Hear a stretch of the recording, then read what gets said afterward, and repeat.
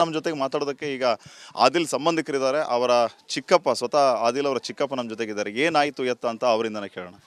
ಮೆಹಬೂಬ್ರಿಗೆ ಏನಾಯಿತು, ಏನು ಹೇಳ್ತೀರಿ ಈ ವಿಚಾರಕ್ಕೆ ಸಂಬಂಧಪಟ್ಟ? ಸರ್, ನಿನ್ನೆ ಶುಕ್ರವಾರ 24ನೇ ತಾರೀಕು 7:30 ಗಂಟೆಗೆ ನಮಗೆ ಫೋನ್ ಬಂತು, ಆದಿಲಿಗೆ ಪೊಲೀಸ್ನವರು ಹಿಡ್ಕೊಂಡು ಹೋಗಿದ್ದಾರೆ ಅಂತ. ಯಾವುದಕ್ಕೋಸ್ಕರ ಹಿಡ್ಕೊಂಡು ಹೋಗಿದ್ದಾರೆ, ಅವರು ಏನಕ್ಕೋಸ್ಕರ ಹಿಡ್ಕೊಂಡು ಹೋಗಿದ್ದಾರೆ ಕೇಳೋಣ ಅಂತ ತಡೆಯಪ್ಪ ಅಂತ ಹೇಳಿ ನಾವೊಂದು 10-15 ನಿಮಿಷ ಟೈಮ್ ಲೇಟ್ ಮಾಡಿದ್ವಿ. ಮಾಡಿದಾಗ ಮತ್ತೆ 9 ಗಂಟೆಗೆ ಆದಿಲ್ ಜಡ್ಡಾದ ತೀರ್ಕೊಂಡ್ಬಿಟ್ಟ ಸ್ಟೇಷನ್ಗೆ ಅಂತ ಮತ್ತೆ ಕಾಲ್ ಬಂದಿದ್ದಕ್ಕೆ ನಾವು ಸೀದಾ ಇಲ್ಲಿಂದ ಗೌರ್ಮೆಂಟ್ ಆಸ್ಪತ್ರೆಗೆ ಹೋದ್ವಿ. ನಾವು ಇರೋ ಜಾಗದಿಂದ ಅಲ್ಲಿ ಹೋಗಿ ನೋಡಿದರೆ ಬಾಡಿ ಇತ್ತಲ್ಲಿ, ತೀರ್ಕೊಂಡಾಗ ಪೊಲಿಟಿಷನ್ಗೆ ಹೋಗೋಣ ಆಸ್ಪತ್ರೆಯಲ್ಲಿ ಏನಿಲ್ಲ ಅಂತ ಹೇಳಿ ಅಲ್ಲಿ ಡಾಕ್ಟ್ರಿಗೆ ಮಾತಾಡ್ಕೊಂಡು ಆ ಪೊಲಿಟಿಷನ್ಗೆ ಹೋಗೋ ಟೈಮ್ನಾಗೆ ಕೋರ್ಟ್ ಸರ್ಕಲ್ನಾಗೆ DSP ಸಾಹೇಬರು ಸಿಕ್ಕಿದ್ರು ನಮಗೆ. DSP ಸಾಹೇಬರು ಸಿಕ್ಕಿದಾಗ ನಮ್ಮ ಅಣ್ಣನ ಮಗನೇ ಸರ್ ಈ ಥರ ಆಗಿಬಿಟ್ಟಿತ್ತಲ್ಲ ಏನಂತ ನಾವು ಕೇಳಿದ್ವಿ. ಇಲ್ಲಪ್ಪ ನಮ್ಮವ್ರು ಹಿಂಗೆ ಹಿಡ್ಕೊಂಡು ಬಂದಿದ್ರು, ಅವ್ನು ಗಾಬರಿಯಾಗಿ ಅವ್ನಿಗೆ ಪಿಡಿಸ್ತರ ಬಂದು ನಾವು ಕಬ್ಬಣ ಅದೆಲ್ಲ ಕೊಟ್ಟು ಆಸ್ಪತ್ರೆಗೆ ಒಯ್ಯತ್ತಂಗ ಅವ್ನು ತೀರ್ಕೊಂಡ್ಬಿಟ್ಟ. ಯಾರು ಪೊಲೀಸ್ ಹೇಳಿದ್ರು ನಿಮ್ಗೆ ಹಿಂಗೆ? DSP ಸಾಹೇಬರು ಆ ಥರ ಹೇಳಿದಾಗ, ಇಲ್ಲ ಸರ್ ನಾವು 30 ವರ್ಷ ಅವ್ನಿಗೆ ಸಂಪರ್ಸಿದ್ದೀವಿ, ಇಟ್ಕೊಂಡು ನಾವು ಅವ್ನಿಗೆ ಯಾವ ಪಿಡಿಸ್ ಇಲ್ಲ, ಯಾಕೆ ಕೈಲೇನಿಲ್ಲ, ಯಾವ ರೋಗನಿಲ್ಲ, ಅವ್ನು ಪಾಲಿಸ್ ಕೆಲಸ ಮಾಡೋನು.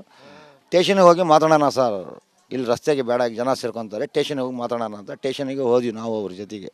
ಅವರೊಂದು 5 ನಿಮಿಷ ಹಿಂದೆ ಬಂದರು, ನಾವು ಮುಂದೆ ಹೋದ್ವಿ. ಅಲ್ಲಿ ಸ್ಟೇಷನ್ನಾಗೆ CPS ಸಾಹೇಬ್ರು ಇದ್ದರು. ಸರ್ ನಿಮ್ಮ ಕಂಟ್ರೋಲ್ನಾಗೆ ಸ್ಟೇಷನ್ ಇರ್ತೈತೆ, ಈಗ ಕರ್ಕೊಂಡು ಬಂದು ಈ ಥರ ಅನಾಹುತ ಆಗಿತ್ತಲ್ಲ, ಇದಕ್ಕೆ ಯಾರು ಕಾರಣ ಏನು ಅದು ಅವರು ಅದೇ ಹೇಳಿದರು. ಇಲ್ಲ ಕಣ್ರಿ, ನಾವು ಹಿಂಗೆ ಕರ್ಕೊಂಡೋಗಿ ಕೇಳ್ತಿದ್ವಿ, ಅವ್ನು ಒಂಥರ ಗಾಬರಿಯಾಗಿ ಲೋ BP ಥರ ಮಾಡ್ಕೊಂಡು ಅವ್ನಿಗೆ ಪಿಡಿಸ್ ಬಂದಿತ್ತಂತ ನಾವು ಕಬ್ಬಣ ಕೊಟ್ಟು ಬೀಗ ಕೊಟ್ಟು ಅದು ಕೊಟ್ಟು ಅವ್ನಿಗೆ ಯಾವ ರೋಗನೂ ಇಲ್ಲ ಸರ್. 30 ವರ್ಷ ವಯಸ್ಸಿಂದ ನಾವು ಸಾಕಿದ್ವಿ, ಅವ್ನಿಗೆ ಮದುವೆ ಮಾಡಿದ್ವಿ, 2 ಹೆಣ್ಮಕ್ಳು, ಒಂದು ಗಂಡು ಮಗ ಐತೆ. ಇವತ್ತಿವರೆಗೆ ಅಂಥ ಅನಾಹುತ ಏನೂ ಆಗಿಲ್ಲ, ನೀವು ಬೇಕಾದರೆ ಊರಾಗಿ ವಿಚಾರಿಸಿ ನೋಡ್ರಿ ಅವ್ನಿಗೆ ಯಾವ ಕೈಲಿ ಐತೆ ಅಂತ. ಇಲ್ಲ ಡಾಕ್ಟ್ರ್ ನಾವು ಸರ್ಟಿಫಿಕೇಟ್ ಕೊಡಲ್ಲ ಅಂತ ನಿಮಗೆ ಗೊತ್ತಾದರೆ ನೀವೇ ಆಸ್ಪತ್ರೆಗಳಿಗೆ ವಿಚಾರಿಸ್ಕೊಂಡು ನೋಡ್ರಿ ಅಂತ ನಾವು ಅಲ್ಲೇ ವಾದ ಮಾಡಿದ್ವಿ. ವಾದ ಮಾಡಿದಾಗ ಅವರು ಆಯ್ತಲ್ಲ, ಅವಾಗ ನಾವೇನಂದ್ವಿ, CC ಕ್ಯಾಮ್ರಾ ಐತಲ್ಲ ಸರ್, CC ಕ್ಯಾಮ್ರಾ ಚೆಕ್ ಮಾಡಿಬಿಡೋಣ. CC ಕ್ಯಾಮ್ರಾ ಚೆಕ್ ನಡಿ ಈಗ ಶುರು ಮಾಡೋಣ.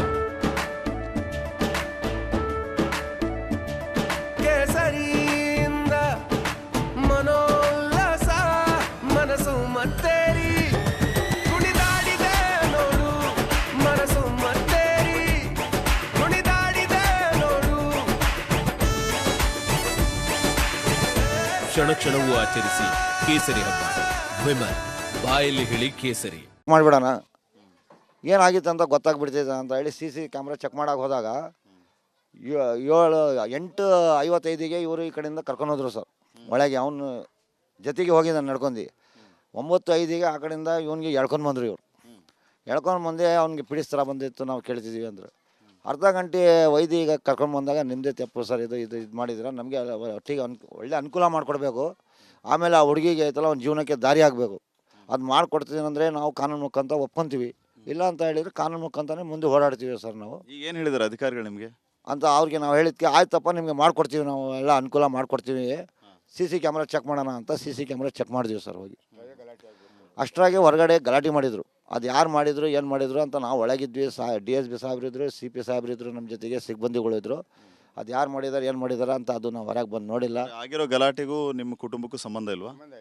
ಅದಕ್ಕೂ ಸಂಬಂಧ ಇಲ್ಲ ಸರ್. ನಮ್ಮದು ನಾವು ನಮ್ಮ ಮಗ ತೀರ್ಕೊಂಡಿದ್ದಾನೆ, ನಾವು ಆ ನೋವ್ನಾಗ ಇದ್ದೀವಿ. ಅಣ್ಣನ ಮಗ ತೀರ್ಕೊಂಡಿದ್ದಾನೆ, ನಾವು ಆ ನೋವ್ನಾಗ ಇದ್ದೀವಿ. ನಾವು ಪಬ್ಲಿಕ್ಕಿಗೆ ತಗೊಂಡು ಏನು ಮಾಡೋಣ, ಆ ಥರ ಇದ್ದಾಗಕ್ಕೆ ಗಲಾಟೆ ಆಯ್ತು. ಆಮೇಲೆ ಬೆಳಗ್ಗೆಯಿಂದ ಅಲ್ಲಿಗೆ ಸ್ವಲ್ಪ ಸ್ಟಾಪ್ ಮಾಡಿ ನಿಲ್ಲಿಸಿ ಆಯ್ತಲ್ಲ. ಆಮೇಲೆ ಒಂದು ತೀರ್ಮಾನ ಮಾಡ್ಕೊಂಡು ಬಾಡಿ ಫಸ್ಟ್ ಮಾಡಮಿಗೆ ವೈರಿ ಅಂದರು. ದಾವಣಗೆರೆಗೆ 4 ಗಂಟೆಗೆ ಬಾಡಿ ಕಳಿಸ್ತೀವಿ ಸರ್. ಕಳಿಸಿ ಬೆಳಗ್ಗೆ ಹೋದ್ವಿ. ಅಲ್ಲಿ ನಿಮ್ಮ TV ಮುಖಾಂತರ ಎಲ್ಲ ಸ್ಟೇಟ್ಮೆಂಟ್ ತೊಗೊಂಡ್ರು, ಅವ್ರಿಗೆಲ್ಲ ಸ್ಟೇಟ್ಮೆಂಟ್ ಕೊಟ್ಟು ಈಗ ಬಾಡಿ ತೊಗೊಂಡು ಬಂದು ಸ್ನಾನ ಮಾಡಿಸ್ತಿದ್ವಿ. ಈಗ ಗೋರಿ ಹತ್ರ ಒಯ್ಬೇಕು. ಈಗ ಮರಣೋತ್ತರ ಪರೀಕ್ಷೆ ಆಯ್ತಲ್ಲ, ಪೊಲೀಸರು ಏನಾದ್ರು ನಿಮಗೆ ಮಾಹಿತಿ ಕೊಟ್ಟರೆ, ಅಧಿಕಾರಿಗಳು ಏನಾದ್ರು ಹೇಳಿದ್ರ? ಈಗ ಇಲ್ಲ ಸರ್, ಅದ್ರ ಬಗ್ಗೆ ಏನು ಮಾಹಿತಿ ಕೊಟ್ಟಿಲ್ಲ. ಫಸ್ಟ್ ಮಾಡಮ್ ರಿಪೋರ್ಟಿಂದು ಮಾಹಿತಿ ನಮಗೇನು ಇನ್ನೂ ಸಿಕ್ಕಿಲ್ಲ. ಈಗ ಏನು ಬಯಸ್ತಿದ್ದೀರಿ ನೀವು? ನಿಮ್ಮ ಅಣ್ಣನ ಮಗನೇ ಈ ರೀತಿ ತೀರ್ಕೊಂಡಿರೋದು, ಒಬ್ಬ ಚಿಕ್ಕಪ್ಪಾಗಿ ಏನು ಹೇಳ್ತೀರಿ ಅಂತ? ಈಗ ನಮಗೆ ಏನಂತ ಹೇಳಿದರೆ, ಅದು ಅವ್ನು ಯಾವ ಇದ್ರಾಗೆ ಅವ್ನು ತೊಂದರೆ ಆಗಿತ್ತು ಅಂತ ನಮಗೆ ಅದು ಫಸ್ಟ್ ಮಾಡಮ್ ರಿಪೋರ್ಟ್ ಬೇಕು. ಎರಡನೇದೇನಪ್ಪ ಅಂತ ಹೇಳಿದರೆ, ಆ ಹುಡುಗಿ ಜೀವನಕ್ಕೆ ಒಂದು ದಾರಿ ಬೇಕು, ಒಳ್ಳೆ ನ್ಯಾಯ ಕೊಡಬೇಕು ಅವ್ರಿಗೆ. ಕಾನೂನು ಮುಖಾಂತರ ನಮಗೆ ಒಳ್ಳೆ ನ್ಯಾಯ ಕೊಡಬೇಕು, ಅಷ್ಟು ನಾವು ಕೇಳ್ತಿದ್ದೀವಿ ಸರ್. ಅಷ್ಟು ಮುಗಿಸ್ಕಿ ನಾನು ಅಜ್ಜಿ ನಮ್ಮ ಮೊಮ್ಮಗ 3 ಮಕ್ಕಳಿಗೈತಿ. ಅವನಿಗೆ ಏನು ಕೆಲಸ ಇಲ್ಲ. 7:00ಗೆ ಕರ್ಕೊಂಡು ಹೋಗಿ 9:00ವರೆಗೆ ಸಾಯ್ತು ಅಂತ ಒಬ್ಬಕ್ಕನೇ ಬಂದು ಯಾರು ಹೇಳಿದ್ರಂತೆ. ನೋಡೋಕೆ ಹೋಗಿದ್ರೆ ಅಲ್ಲಿ ಹಣ ಬಿದ್ದಿತ್ತಂತೆ. ಅದು ಆಮೇಲೆ ಅವ್ರು ಬಂದರು, ಇವ್ರು ಬಂದರೆ ಅಲ್ಲಿ ಇಲ್ಲಿ ಫೋನ್ ಮಾಡಿದರೆ ಏನಿಲ್ಲ, ಅದ್ರದ್ದು ಏನು ತಪ್ಪು ಐತಿ ಏನೈತಿ ದೇವ್ರಿಗೆ ಗೊತ್ತು, ನೋಡಿದವ್ರಿಗೆ ಗೊತ್ತು. ನನಗೆ ಗೊತ್ತೇ ಇಲ್ಲ. ನಾವು ದಾವಣಗೆರೆಗೆ ಇದೀವಿ, ದಾವಣಗೆರೆಗೆ ನಾವು ಬಂದಿದ್ದೀವಿ. ರಾತ್ರಿ ಮೊಮ್ಮಕ್ಳಿಗೆ 1 ಗಂಟೆಗೆ ಫೋನ್ ಬಂತು, ನಿಮ್ಮ ಮೊಮ್ಮಗ ಸತ್ತಿದ್ದಾನೆ. ಯಾಕಪ್ಪ, ಏನಪ್ಪ, ಸಂತೆ ತಗೊಂಡು ಬಂದು ಇಟ್ಟು ಹೋಗಿದ್ರೆ ಮತ್ತೆ ಬಂದಿಲ್ಲ, ಸಂತೆಗೆ ಇಟ್ಕೊಂಡು ನಿಂತಿದ್ದ ಅದನ್ನ ಕರ್ಕೊಂಡು ಹೋದರು. ಯಾರು ಆದಿಲಲ್ಲಿ ನಾನು ಅಂತ ಬಾ ಅಂತ ನಡಿ ಬರ್ತೀನಿ ಅಂತ ಹೋಗಿದ್ದು ಅಷ್ಟಕ್ಕೆ 7:30 ಹೋಗಿದ್ದಾನೆ, 9:30 ಸಾಯಿತು ಅಂತ ಹಳೆ ಬಂದ್ಬಿಟ್ಟು ಮನೆಗೆ. ಆ ಹುಡುಗಿದ್ದು ಏನು 3 ಮಕ್ಕಳು ಐತಿ, ತಂದೆ ಅದಾರೆ, ತಾಯಿ ಅದಾರೆ, ತಂಗಿ ಅದಾರೆ, ಇಬ್ಬರು. ಅದು ಫೋಟೋ ಯಾರು ಕೊಟ್ಟು ಕಳಿಸಿದ್ರು, ಅದಕ್ಕೆ ಬೇಕು ನಮಗೆ. ಯಾರ ಆದಿಲಲ್ಲಿ ಯಾವನವನು ಅಂದರೆ ನಾನೇ ಅಂತ ಬಂದು ನಾನು ಬೈ ಬಾರಪ್ಪ ಅಂದರೆ ಬರ್ತೇನೆ ನೋಡಿ ಅಂತ ಹೋಗ್ಯಾನ. ಕರ್ಕೊಂಡು ಹೋಗಿದ್ವಿ ಒಂದು 2 ಗಂಟೆ ನಾವು 1:30 ಗಂಟೆಗೆ ಸಾಯೋದ್ರಪ್ಪ ಇವರು. ಹೆಂಗೆ ಆ ಹುಡುಗಿ ಗತಿ ಏನು, ಅದು ಏನಿತ್ತು, ಏನು ಕಾಯಿಲೆ ಇಲ್ಲ, ಏನೇನೇನೇನು ಇದ್ದಿಲ್ಲಪ್ಪ ನಮ್ಮ ಹುಡುಗಿ. ವಯಸ್ಸು ಎಷ್ಟೈತೆ ನೋಡಪ್ಪ, ಅವ್ನು ವಯಸ್ಸದ ನೋಡಪ್ಪ. ಅದು ನಾಯ್ಬೇಕು ನಮಗೆ, ಅದು ಹುಡುಗಿಗೆ ಏನದು ಮಕ್ಕಳು ಮರಿಗೆ ಊರಿಗೆ ನಾಯಿಲಿಂದ ಎಲ್ಲ ನೀವು ಮಾಡಿಸ್ತಾರೆ, ಎಲ್ಲ ಮಾಡಿಸ್ಬೇಕು ನೋಡ್ರಿ. ಈಗ ನ್ಯಾಯ ಒದಗಿಸ್ಬೇಕು ಅನ್ನೋವಂಥ ವಿಚಾರ ಹೇಳ್ತಿದ್ದೀರಲ್ಲ ನೀವು, ಈ ವಿಚಾರವಾಗಿ ನಿಮ್ಮನ್ನು ಯಾರಾದರೂ ಇಲ್ಲಿ ಜನಪ್ರತಿನಿಧಿಗಳಂದರೆ MLA MP ಮಿನಿಸ್ಟರ್ಸ್ ಯಾರಾದರೂ ಸಂಪರ್ಕ ಮಾಡಿದ್ರ? ಯಾರು ಕೊಟ್ಟೇನೋ ನಾವು ಇನ್ನೂ ಕೇಳಿಲ್ಲ, ಕಾಂಟ್ಯಾಕ್ಟ್ ಆಗಿಲ್ಲ. ಇನ್ನು ಕಾಂಟ್ಯಾಕ್ಟ್ ಮಾಡಿ ಮಾತಾಡಬೇಕಂತ ನಮ್ಮ ಮನಸ್ಸಿನಲ್ಲಿ ಐತೆ ಸರ್. ಅಲ್ಲ, ಇನ್ನೂವರೆಗೆ ನಿಮಗೆ ಯಾರು ಫೋನ್ ಮಾಡಲಿಲ್ಲ? ಇಲ್ಲ ನಮಗೆ ಯಾರು ಫೋನ್ ಮಾಡಿಲ್ಲ. ನಮಗೆ ಯಾರು ಫೋನೇ ಮಾಡಿಲ್ಲ ಸರ್ ಇಲ್ಲಿವರೆಗೂ. ಏನಾಗಬೇಕು, ಸರ್ಕಾರಕ್ಕೆ ಏನಾದ್ರು ಹೇಳೋಕೆ ಬಯಸ್ತೀರಾ? ಸರ್ಕಾರಕ್ಕೆ ಅದೇ ಸರ್, ಅವ್ನ ಹೆಂಡತಿ ಮಕ್ಕಳಿಗೆ ಒಳ್ಳೇದು ಮಾಡಿದರೆ ಸಾಕು. ಒಳ್ಳೆ ಒಂದು ಜೀವನಕ್ಕೆ ಒಂದು ದಾರಿ ಮಾಡಿಕೊಟ್ಟು ಏನಾರು ಒಂದು ವ್ಯವಸ್ಥೆ ಮಾಡಿದರೆ ಒಳ್ಳೆಯದು ಅನುಕೂಲ ಐತೆ. ಬಡವ ಅವನು, ಅವನು ಫರ್ನಿಚರಿಗೆ ಪಾಲಿಸ್ ಹಾಕಿ ಜೀವನ ಮಾಡೋನು.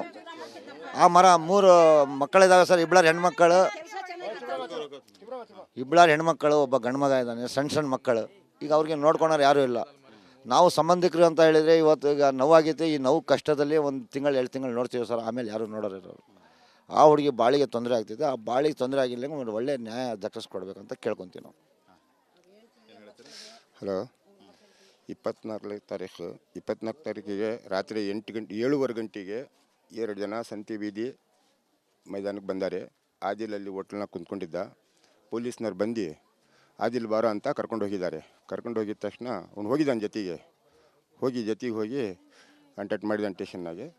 ಹೋಗಿದ್ದ ಅರ್ಧ ಮುಕ್ಕಾಲು ಗಂಟೆಯಾಗೆ ಆದಿಲ್ ಇಲ್ಲ, ಮೆಸೇಜ್. ಆಮ್ಯಾಕೆ ಊರಾಗಲಿ ಜನ ಎಲ್ಲ ಕೇಳಿ ಓಡೋದ್ರು, ನೋಡಿದ್ವಿ, ಭಾಳ ಜನ ಎಕ್ಸ್ಪೆಕ್ಟ್ ಮಾಡಿದ್ವಿ. ಆದರೂ ಅಲ್ಲಿ ಪೊಲೀಸ್ ಸ್ಟೇಷನ್ನಾಗೆ ಸರ್ಕಲ್ ಸಾಹೇಬ್ರು ಇದ್ದರು, DSP ಸಾಹೇಬ್ರು ಇದ್ದರು.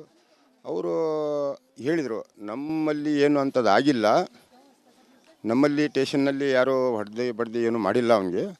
ನಾವು ಬೇಕಾದರೆ PM ರಿಪೋರ್ಟ್ ಮಾಡ್ಸೋಣ. 1 ಗೀರು ಬಿದ್ದರೆ ಒಬ್ಬ ಸಸ್ಪೆಂಡ್, 2 ಗೀರು ಬಿದ್ದರೆ ಇಬ್ಬರು ಸಸ್ಪೆಂಡ್, 3 ಗೀರು ಬಿದ್ದರೆ ಪೂರ್ತಿ ಪೊಲೀಸ್ ಸ್ಟೇಷನ್ ಸಸ್ಪೆಂಡ್ ಅಂತ ಸಾಹೇಬ್ರು ಹೇಳಿದರು. ಅಲ್ಲಿಗೆ ನಾವೇನಂತ ಗಾಜಿರಿ ರಾಜು ಅಂತ ಲೀಡರ್ ಇದ್ದಾರೆ, ಅವ್ರೇನು ಹೇಳಿದರು, ಅಣ್ಣ ಇಷ್ಟೆಲ್ಲ ಮಾಡೋದು ಬೇಡ, CC ಕ್ಯಾಮ್ರಾ ಆನ್ ಮಾಡಿ ನೋಡೋಣ ಅಂತ ಹೇಳಿದರು. ಆಯ್ತು ನೋಡಿಯಪ್ಪ, CC ಕ್ಯಾಮ್ರಾ ಆನ್ ಮಾಡಿ ನೋಡೋಣ ಅಂದಿದ್ದಕ್ಕೆ ನಾವೆಲ್ಲ ರೆಡಿಯಾಗಿ CC ಕ್ಯಾಮ್ರಾ ರೂಮಿಗೆ ಹೋಗ್ತಿದ್ವಿ. ಅಮ್ಮಾಯಿಗರು ಭಾಳ 2,000 ಜನ 2,000-3,000 ಜನ ಇದರಲ್ಲಿ. ಏಕ್ದಮ್ ಗಲಾಟೆ ಚಾಲು ಆತಲ್ಲ, ನಾವು CC ಕ್ಯಾಮ್ರಾನೂ ನೋಡಿಲ್ಲ, ಜನಗಳಿಗೆ ಕಂಟ್ರೋಲ್ ಮಾಡೋಕ್ಕಾಗಿಲ್ಲ. ನಾವೆಲ್ಲ ಒಳಗಿದ್ವಿ, ನಾವೆಲ್ಲ ರಿಲೇ ಸ್ಟೇಷನೆಲ್ಲ ಒಳಗಿದ್ವಿ, ಸರವಾದ ಹತ್ರ ಇದ್ವಿ.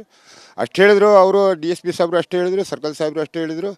ಅಲ್ಲಲ್ಲಿಗೆ ಮುಗೀತು, ಗಲಾಟೆ ಜೋರಾತು. ಆಮ್ಯಾಕೆ ನಾವು ಅಲ್ಲಿ ಒಳಗಿದ್ವಿ.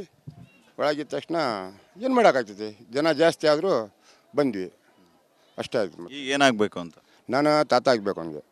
ಅಲ್ಲ, ಈಗ ಏನಾಗಬೇಕು, ಸರ್ಕಾರಕ್ಕೆ ಏನು ಹೇಳ್ತೀರಿ? ಇಲಾಖೆ ಈಗೆಲ್ಲ ನಿಮ್ಗೆ ಏನೋ ಇನ್ಫಾರ್ಮೇಷನ್ ಕೊಟ್ಟಿದೆಯಾ? ಹೇಗೆ? ಯಾರು ಏನೂ ಇನ್ಫಾರ್ಮೇಷನ್ ಕೊಟ್ಟಿಲ್ಲ ನಮಗೆ. ಸರ್ಕಾರದಿಂದ ಏನು ಸಹಾಯ ಆಗ್ತಿತ್ತು ಆ ಮಗಳಿಗೆ, ಆ ಮಕ್ಕಳಿಗೆ ಆದಷ್ಟು ಪ್ರಯತ್ನ ಪಟ್ಟು ಸರ್ಕಾರದಿಂದ ಸಹಾಯ ಮಾಡಬೇಕಷ್ಟೆ. ಇದು ಸ್ವತಃ ಮೃತ ಆದಿಲ್ ಕುಟುಂಬಸ್ಥರು ಮಾತಾಡ್ತಾ ಇರುವಂತಹ ಮಾತು. ಅವರ ಚಿಕ್ಕಪ್ಪ ಹಾಗೇನೆ ಅವರ ಅಜ್ಜಿ ಮತ್ತು ಉಳಿದ ಕುಟುಂಬಸ್ಥರು ಹೇಳ್ತಾ ಇರೋದು, ನಮಗೆ ನ್ಯಾಯ ಕೊಡಿಸ್ಬೇಕು ಅನ್ನೋಂತಹ ಆಗ್ರಹವನ್ನು ಮಾಡ್ತಾ ಇದ್ದಾರೆ. ಈಗ ಅವರ ಕುಟುಂಬಸ್ಥರನ್ನ ನಾವು 1 ತಿಂಗಳು ನೋಡ್ಕೋಬೋದು, 2 ತಿಂಗಳು ನೋಡ್ಕೋಬೋದು, ಆಮೇಲೆ ಅವರ ಕುಟುಂಬಕ್ಕೆ ಹೊಣೆ ಯಾರು ಅನ್ನೋಂಥ ಪ್ರಶ್ನೆ ಅವರು ಮಾಡ್ತಾ ಇದ್ದಾರೆ. ಕೂಡಲೇ ಇಲಾಖೆ ಜವಾಬ್ದಾರಿಯನ್ನು ವಹಿಸಬೇಕು, ಜೊತೆಗೆ ಸರ್ಕಾರ ಈ ಬಗ್ಗೆ ಗಮನ ಹರಿಸಿ ನಮಗೆ ನ್ಯಾಯ ಒದಗಿಸಬೇಕು ಅನ್ನುವಂತಹ ಮಾತನ್ನು ಇಲ್ಲಿನ ಕುಟುಂಬಸ್ಥರು ಮತ್ತು ಅವರ ಕ್ಲೋಸ್ ರಿಲೇಟಿವ್ಸ್ ಎಲ್ಲ ಹೇಳ್ತಾ ಇದ್ದಾರೆ. ಕ್ಯಾಮ್ರಾ ಪರ್ಸನ್ ಮಹೇಶ್ ಜೊತೆ ಶ್ರೀಪಾದ್ ಪಾಟೀಲ್, ರಿಪಬ್ಲಿಕ್ ಕನ್ನಡ, ಚನ್ನಗಿರಿ.